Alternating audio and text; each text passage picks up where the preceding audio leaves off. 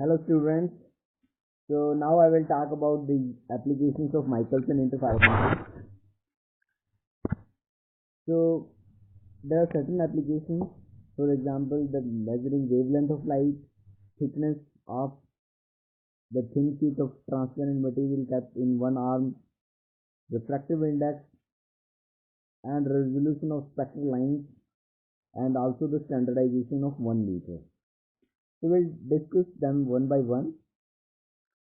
So first of all, let us talk about the determination of wavelength of light of the source used.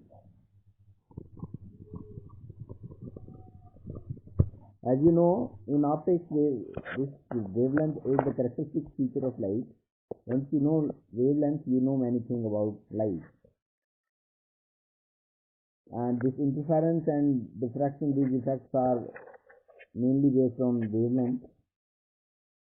So to measure wavelength of light, so we have a source. हमारे पास एक source होता है जो हमने use किया है, that is a monochromatic source. तो उसका हमने वेवलेंथ पता लगाना है.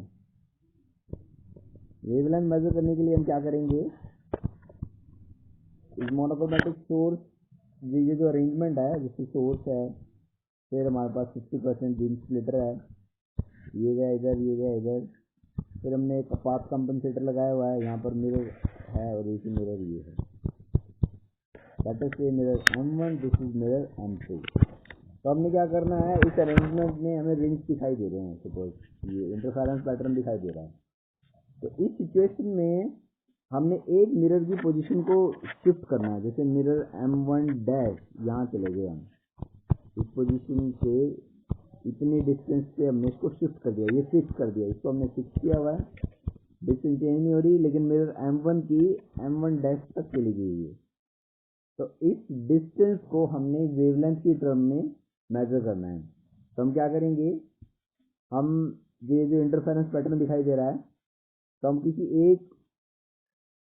एक पॉइंट पे, किसी ऑर्डर पे हमें फिक्स कर लेना है क्रॉस वायर को. जैसे टेलीस्कोप में क्रॉस वायर लगी होती है, उस क्रॉस वायर पे फिर वर्नियर कैलिपर्स लगे होते हैं, तो हम उसको सेट कर लेंगे कि ये यहाँ पर है.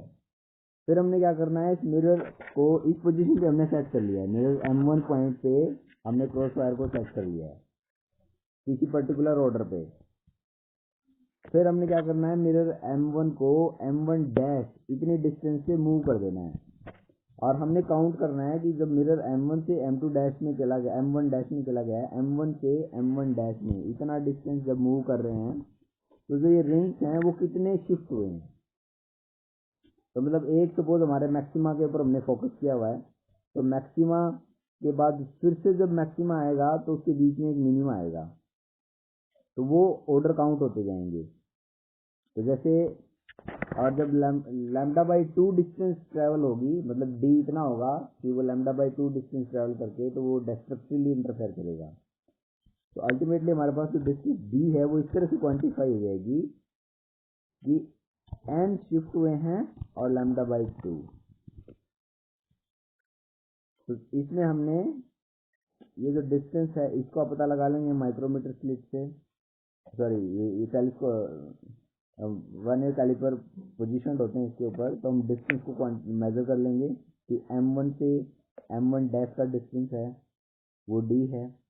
एन हमने पता लगा लिया कि कितने शिफ्ट हुए हैं, 1 2 3 4 5, सपोज 10 शिफ्ट हुए हैं, तो हम लैम्डा को बता सकते हैं. तो यहाँ से लैम्डा सिंपली आ जाएगा, lambda equal to 2D divided by N. ये लैम्डा बाई 2 का फैक्टर इसलिए आया क्योंकि हर बार जब डिस्टेंस लैम्डा बाई 2 शिफ्ट होती जाएगी तो एक ऑर्डर गायब होगा या आता जाएगा. तो n जो है ना वो उतने ही आएंगे जितने लैम्डा बाई 2 डिस्टेंस इसमें अफेक्ट होती जाएगी, क्योंकि लैम्डा बाई 2 पे डिस्ट्रक्टिव इंटरफेरेंस की कंडीशन सेटिस्फाई हो जाएगी.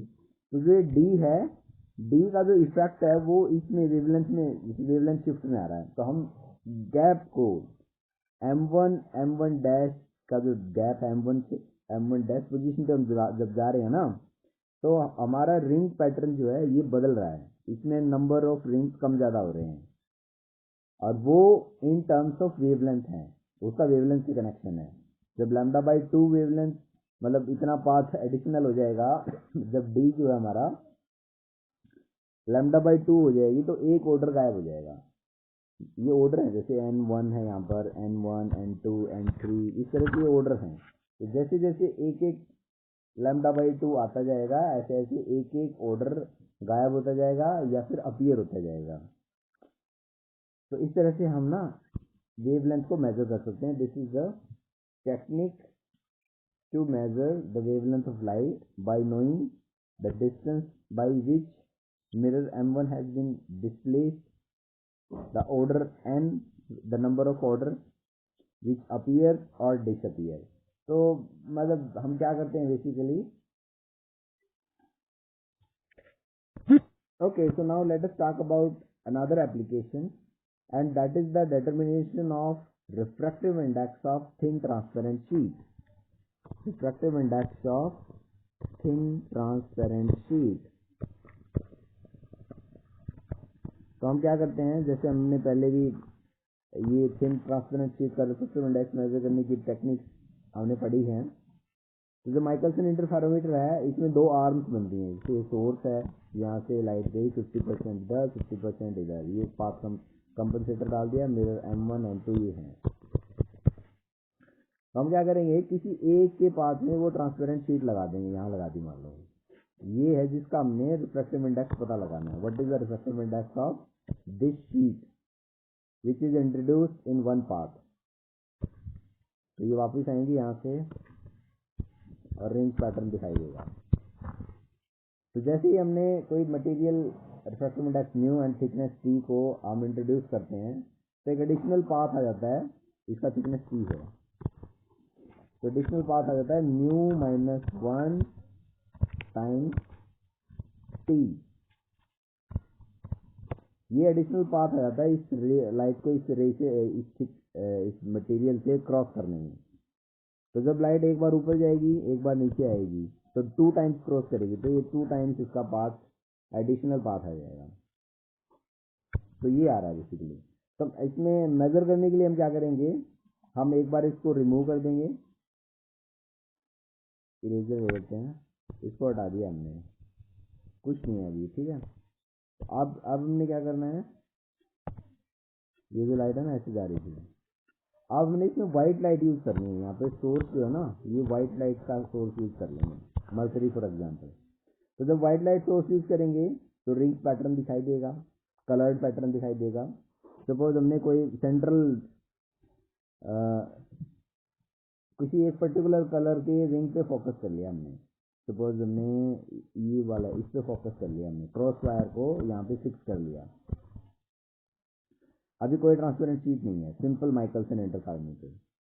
अब हम क्या कर रहे हैं, हम ये इंट्रोड्यूस कर देंगे इसमें, फिर हमने उसी कलर के रिंग पे फोकस करना है और वो फिर हमने काउंट कर लेना है कि वो कौन से नंबर पे चला गया है।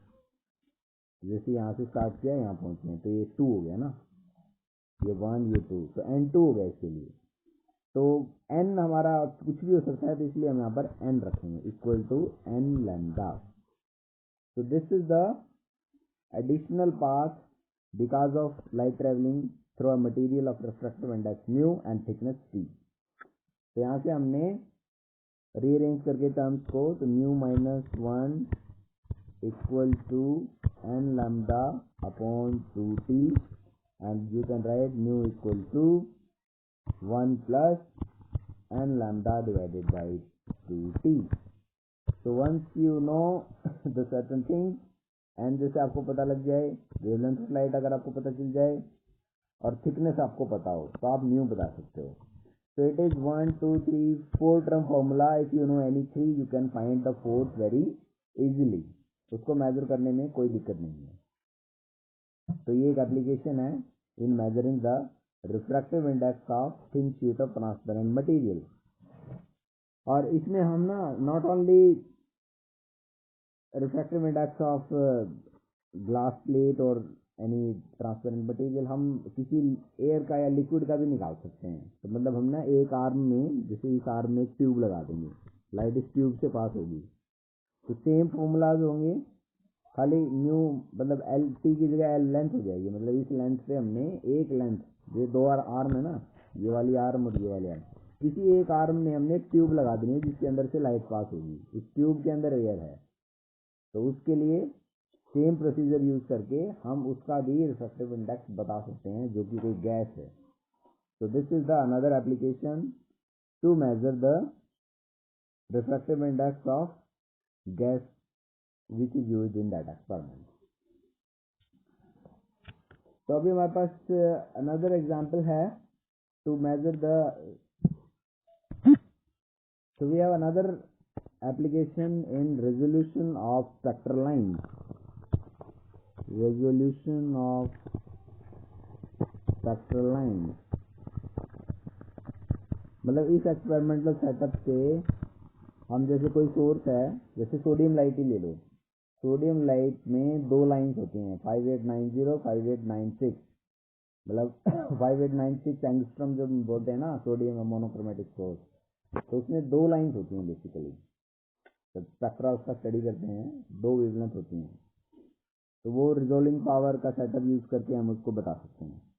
तो हम क्या करेंगे, इसको परफॉर्म करने के लिए हम बेसिकली माइकलसन इंटरफेरोमीटर यूज करेंगे और दो वेवलेंथ है, सपोज λ1 एंड λ2, और λ1 सपोज ग्रेटर देन λ2 है, ये वेवलेंथ ज़्यादा है। तो हम जो सोर्स है वहाँ पर ऐसा सोर्स यूज कर रहे हैं जिसके दो वेवलेंथ है λ1 एंड λ2। फिर उसमें क्या होगा, आपको इंटरफेरेंस पैटर्न दिखाई देगा, मतलब फर्स्ट वेवलेंथ का मैक्सिमा और सेकंड वेवलेंथ के मैक्सिमा पे जब गिरेगा तो आपको मैक्सिमा दिखेगा, फर्स्ट वेवलेंथ का मैक्सिमा सेकंड के मिनिमा पे गिरेगा तो वो आपको मिनिमा दिखाई देगा, एंड वाइस वर्सा में भी मिनिमा दिखाई देगा। मतलब वही जो इंटरफेरेंस की जो कंडीशन होती है ना, दो वेव्स बनाते हैं हम, मतलब क्रस्ट के ऊपर क्रस्ट गिरेगा तो मैक्सिमा, ट्रफ के ऊपर ट्रफ गिरेगा तो मैक्सिमा, क्रस्ट के ऊपर ट्रफ गिरेगा तो मिनिमा, तो वो सब बातें हैं। तो हम क्या करेंगे, हम एक मिरर की पोजीशन को फिक्स करेंगे। Suppose position of the mirror M1 is fix, और क्रॉस वायर को हम ना सेंट्रल मैक्सिमा पे सेट करके और मिरर M1 की पोजीशन को फिक्स करेंगे। फिर हम क्या करेंगे,